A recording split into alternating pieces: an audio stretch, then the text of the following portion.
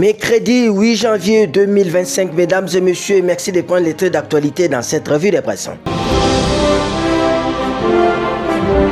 Affrontement entre M23 et FARDC sur des fronts dans les territoires de Massissi, rapporte le Comité d'information générale à Concorde paraissant depuis Lumbashi ou Atanchi dans la province du Haut-Katanga. En quoi notre consoeur, des violents combats ont posé l'armée congolaise et ses alliés aux rebelles du M23 soutenus par le Rwanda.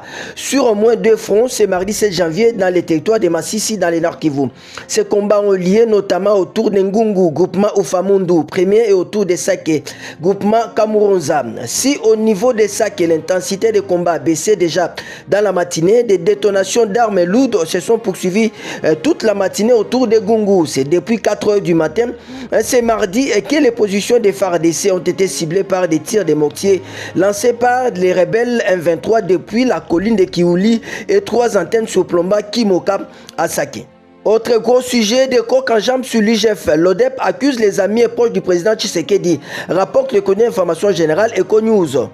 En croire notre confrère, c'est une annonce qui a fait l'effet d'un séisme dans les cercles des finances publiques. Par un communiqué signé par son président du conseil d'administration, le professeur Florimond Mouteba, l'Observatoire de la dépense publique ODEP a officiellement mis fin à son partenariat avec l'inspection générale des finances IGF. Dans ces documents rendus publics le 6 janvier 2025, l'ODEP accuse l'entourage proche du président Félix Tshisekedi d'étouffer les actions de l'IGF, affaiblissant cette institution pourtant essentielle à la lutte contre la corruption et à la gestion rigoureuse des finances publiques. Panier de la ménagère, Kinshasa, un carton d'impiodi 18+ passe de 220 000 à 180 000 francs congolais, rapporte les tabloïds Forum des As. À lire dans les colonnes de notre confrère, bonne nouvelle pour les ménages de la capitale qui peuvent espérer un léger mieux avec la baisse significative du prix du poisson chinchard, comme il m'appelle Mpiodi. Début de solutions face à l'angoisse ressentie par la population face à la vie chère. Dans le cadre des mesures prises pour lutter contre la vie chère et dans le souci d'alléger le panier de la ménagère, une ronde à travers le chambre froide de Kinshasa hier, mardi 7 janvier 2025, a permis aux reporters de Forum des As de constater qu'un carton de poisson 18+ chinchard est passé de 220 000 à 180 000 francs congolais. La grille tarifaire indique une baisse significative des prix de cette denrée dans la ville-province de Kinshasa. En province, l'Omami, l'entreprise Grexis exige l'arrestation du policier meurtrier de 2 Chinois avant la reprise des travaux de réhabilitation de la RN1, rapporte le site d'information générale Pifo-Info.net. Les travaux de réhabilitation de la route nationale numéro 1 dans son tronçon Mweneditu et Kanyama dans la province de l'Omami sont suspendus. Selon Gérard Chibanda, maire de la ville de Mweneditu, l'entreprise chinoise Crexis, chargée d'exécution, exige l'arrestation de l'assassin de ses 2 employés chinois tués par un policier congolais. Les responsables de l'entreprise Crexis exigent l'arrestation immédiate de l'assassin avant la reprise des travaux de réhabilitation et modernisation de la RN1, a-t-il fait savoir.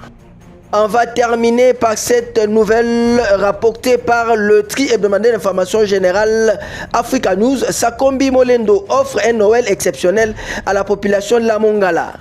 En quoi ce grand tabloïd de la RDC à son atterrissage le lundi 23 décembre 2024 sous les coups de 14h45. Son Excellence le ministre des Hydrocarbures avait débuté son séjour par la remise officielle du pont Kaba à la province de Mongala à travers le gouverneur Jean-Colis Makaka Papé et Kaka. Prenant la parole pour la circonstance, le ministre avait de prime abord rendu un vibrant hommage au président de la République, chef de l'État Félix-Antoine Tshisekedi Tshilombo pour la paix dans la Mongala et sa vision de développement intégral de la République du Congo, et aussi invité les femmes de la Mongala à s'inspirer du leadership féminin incarné par Madame la Première ministre Judith Suminwa Tuluka.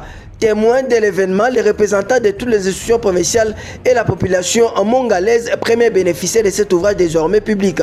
Au deuxième jour, poursuit Africa News, le 24 décembre, le philanthrope congolais Aimé Sakombi Molendo a consacré son temps à la remise d'un lot important d'ordinateurs au corps professoral des diverses institutions universitaires de l'Issala et à la prise en charge financière d'une quarantaine de malades internés à l'hôpital de Rigano. Ça n'est donc fini pour cette revue de presse. Au revoir et à demain.